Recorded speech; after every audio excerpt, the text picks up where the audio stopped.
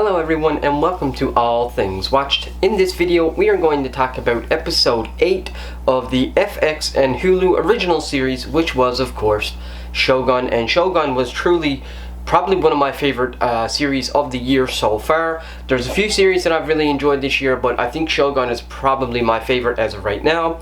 So in this video we'll be talking about episode 8, continuing our after show, our spoiler talk of each and every episode and our breakdown and all that great stuff. And episode 8 is titled The Abyss of Life. So we're just going to go right ahead and jump into the scene by scene.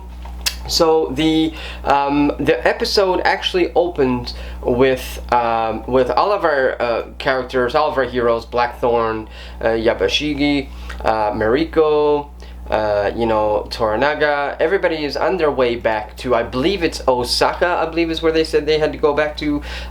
So they're basically going back. I believe they're on their way to go and basically surrender. So of course a lot of the people are very concerned. They're very fearful for their lives because obviously, once they surrender, Ishido is really trying to destroy Toranaga and his clan. He also has the other person, what was her name, who's also very much going against him as well. Now I can't remember what her name, Ochiba, I believe is how you pronounce her name, Ochiba. So she's kind of manipulating the reins and everything as well. But anyways, the episode starts with them, heading back. Now, one thing that I've really liked, especially here with this scene, was that while they're on their way back, Mariko actually sort of pulls Blackthorn aside and hands him this little cloth, which of course is his journal and his diaries and everything that he was sort of recording and writing, and she hands all of that back to him, which of course signifies to him, telling him and letting him know that Toranaga has now officially freed him. He no longer needs to follow them. He no longer needs to go to war with them if he doesn't want to. There's no obligations whatsoever anymore for Blackthorn with Toranaga. So he officially has his freedom, and I just really loved how it was Mariko who actually sort of hands it to him. It's just a really nice scene, and I really loved in the next scene here, as you can see, he just sort of stays to the side and watches everybody march forward. Now Blackthorn will of course end up going into this city as well, but he ends up going into this city on neutral terms. He doesn't actually go in and stay with the clan. He doesn't actually go in and stay with Toranaga or the army or anything like that. He just simply goes in and sort of has his own little area, which is private, so he's not really concerned about anyone. I don't think he's not there having to worry about anyone or anything like that.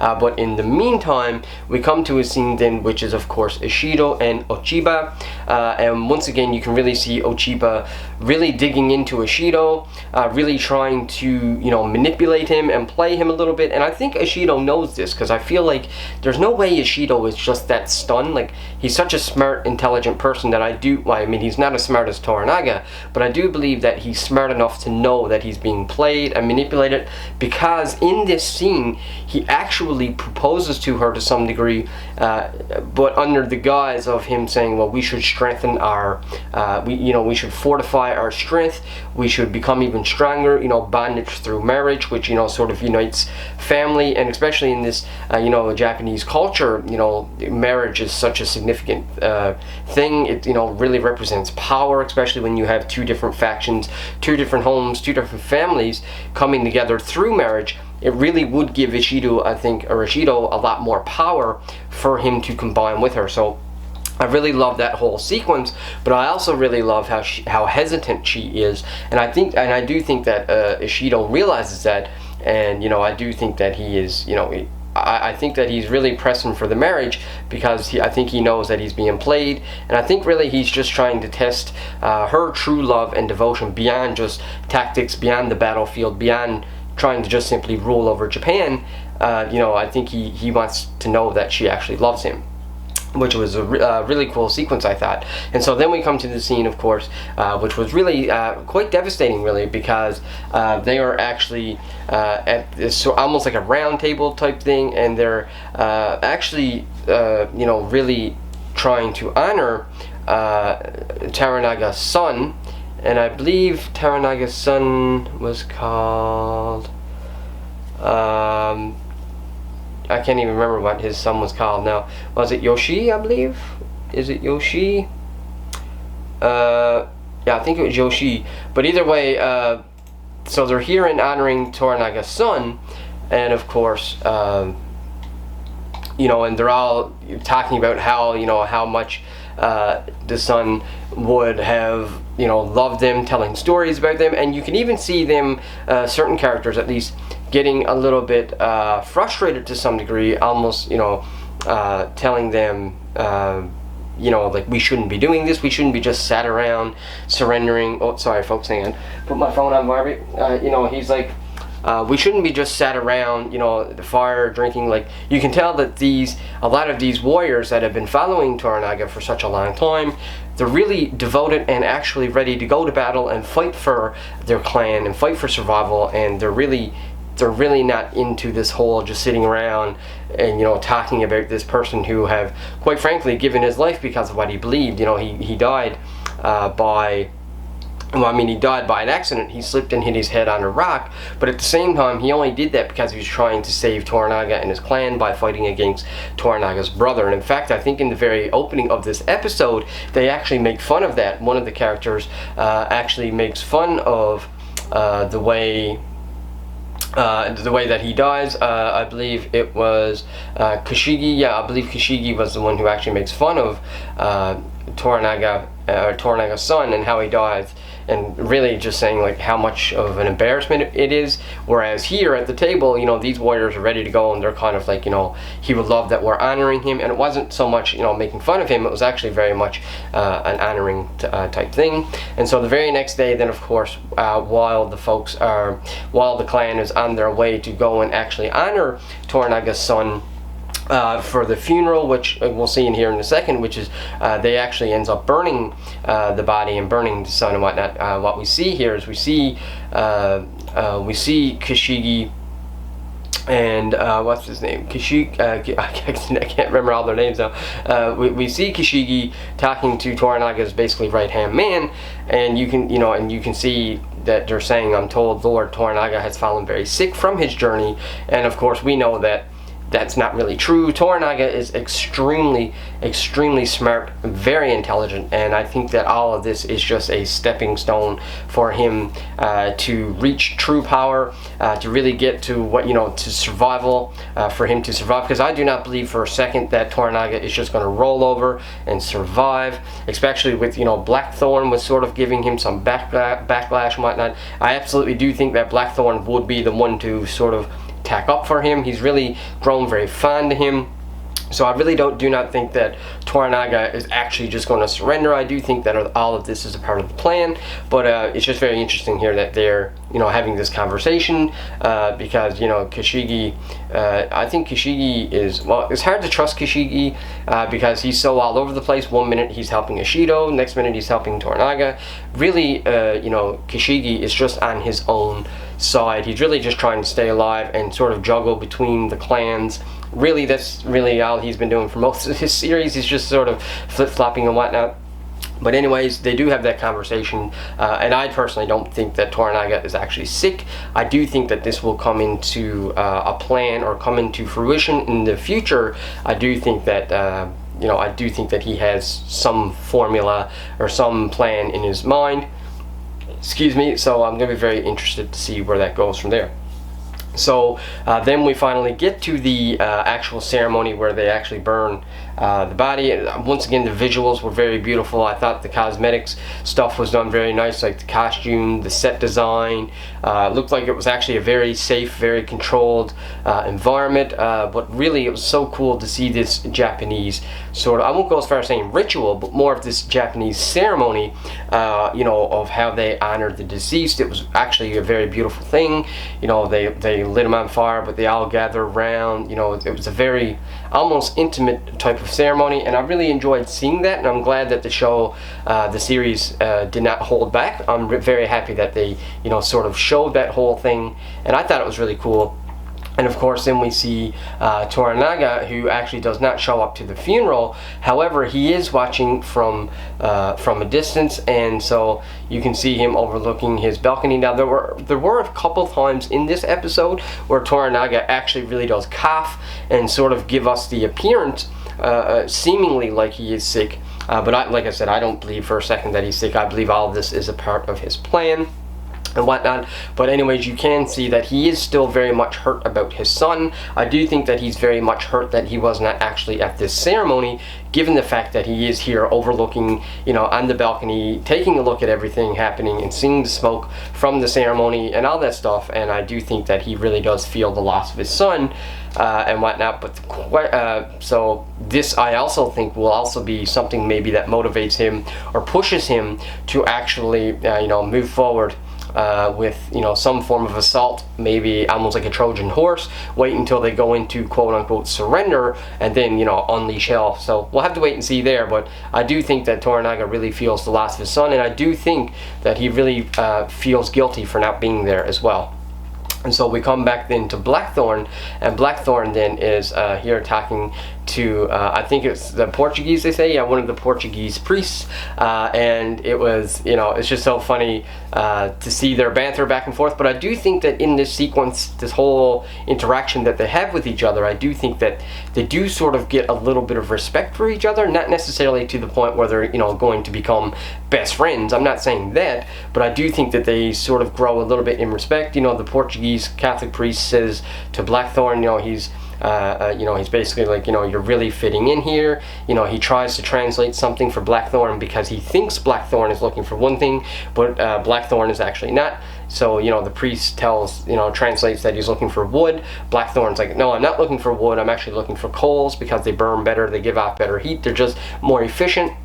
And so when he does this, when he sort of, does this translation and almost corrects the priest, it's almost like the priest sort of has a little bit of respect for him. He's like, wow, you're really blending in. You're really, you're really starting to become a part of this culture, so to speak. And he actually asks Blackthorn, well, what are your plans?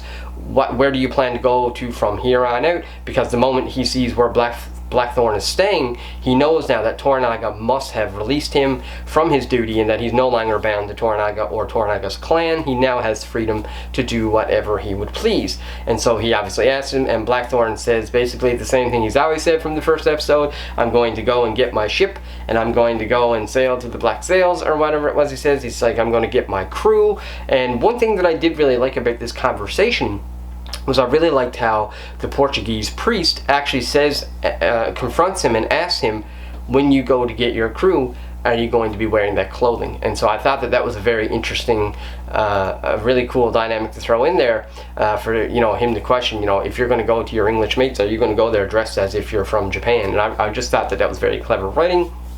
And so the priest ends up going to Toranaga, and of course, basically confronting him, asking him, what is he going to do, sort of giving him a little bit of information as well, trying to convince Toranaga to maybe try and rebuild his relationship that he had with Ochiba, which is the one who's controlling Ishido right now. So it seems like the priest is actually on Toranaga's side, at least to some degree, but I think it's mainly because, the Portuguese are only trying to benefit profitably, and I think that they feel like Toranaga can offer them more profit than what Ishido will. Ishido is more so just trying to be more dominant, whereas Toranaga is just trying to have quote-unquote peace.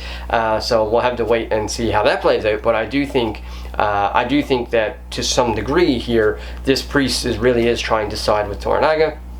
And so he actually advises him a little bit. So I just thought that was really cool. And of course, Mariko here is translating. I also love this very next scene too, which I thought was pretty well brilliant, almost perfect really, which is of course between Mariko and her husband, because we never really get to see a whole lot with her husband. Like we don't really ever get to see a whole lot of interaction between her and her husband, and it's just really nice to see two of them sit down. And I really loved how much her husband really loves her. He really shines in this scene, literally telling her, like he just wants to simply sit and had some tea with her. He asked her, would she be willing to sacrifice her life with him? He's talking about how he thinks he's going to die tonight because of this surrender and whatnot. He just knows that Ishido is going to kill them all, kill the whole clan, kill Toranaga, and all this kind of stuff. But I really loved how emotional and how impactful it was.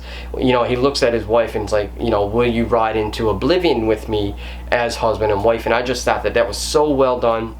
I thought the writing here was spot on. The writing for this whole series is spot on, but I really loved their performances. I think both actors really sold that conversation and really brought the emotion to it, and I just thought it was absolutely phenomenal. And so then later on in that night, Blackthorn actually ends up finding some of his crew, and of course they do exactly pretty well what the priest said to him. They basically become very confrontational. Here he is, dressed up in these Japanese robes, and they're talking about how they basically suffered their whole time over here in Japan while he was sort of living life at large. So I did really appreciate that, and I really loved that, and I really enjoyed how I just really enjoyed seeing that interaction and how the Portuguese priest sort of predicted that was going to happen. So it was really cool to see that. And so then of course Blackthorn ends up returning to Toranaga, or actually I don't think he actually goes to Toranaga. I think he actually ends up going to Kashigi, I believe, and he basically once again tries to beg and plead with him, telling him, hey, let us just sail out and take on this certain, basically asking him to go to war again, and basically telling him that he can help from his ship if he had his crew and all that kind of stuff, and whatnot. And he knows that Toranaga is sort of blinded right now and whatnot, so he sort of asks Kashigi, because of how high up in the ranks Kashigi is, and he actually says to Kashigi, that he wants to sail out and that he's willing to work for him, warrior to warrior, man to man. The English, they're always up for a fight and whatnot. And of course Mariko translates this for him and actually says, and he wishes to sail for you because he wants to work with him, and whatnot. And then, of course, Kashigi ends up responding to him by saying, tell him that since he is a foreigner, I will overlook his mistake. And, of course, that mistake is, of course, coming and confronting him and trying to convince him to go out to battle and whatnot. And so it was a really cool banter between,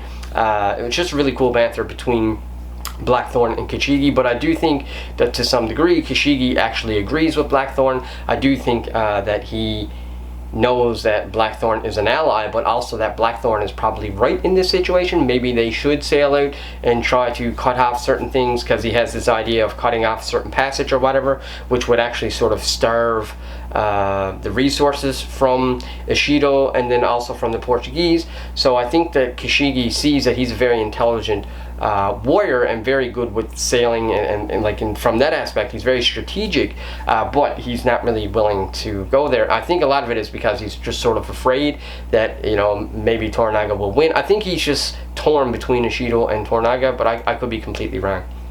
And so then we get a really cool scene here, which I believe these were the ladies, the Willow women, or whatever they call them, the Willow ladies, which are kind of like the brothel, the prostitutes, so to speak.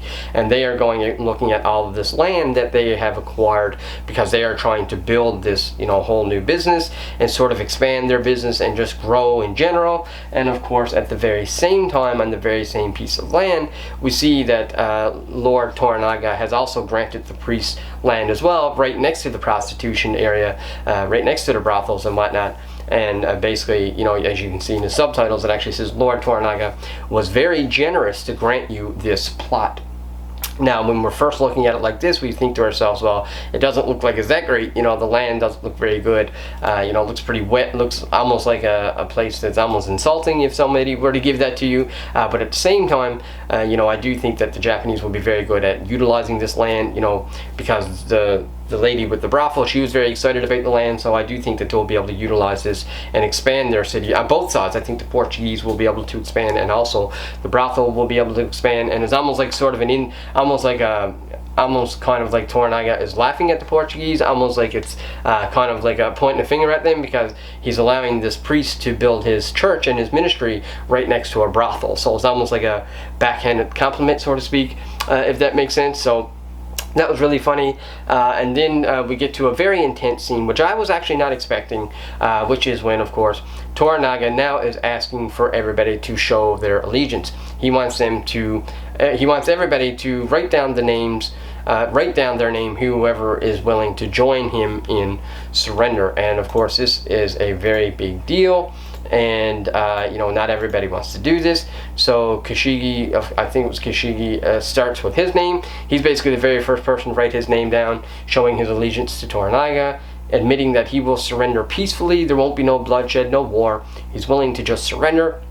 And this causes absolute mayhem, especially for Toranaga's right-hand man, who actually decides that he wants to perform the ritual on himself, where he kills himself rather than dying from dishonor. Now, normally, you know, the respect aspect, you know, normally somebody would never go against, you know, the Lord, or in this case, Toranaga. Like, normally they would never go against Toranaga, especially his right-hand man, but he just feels like this is such a stupid plan. Like, he would rather fight, and he would rather literally die than surrender and die by the hands of Ishido and his clan and their army and their military and whatnot. So he actually performs the sacrifice on himself, which was very impactful, because this is Toranaga's right-hand man. So if anybody was going to, you know, have a big impact or really want it to be almost like a martyr, this was the man to do it. And it was really crazy to see, actually. And I believe it was actually his son that actually cuts his head off, which was also very emotional and just kind of crazy, really. You know, when you really think about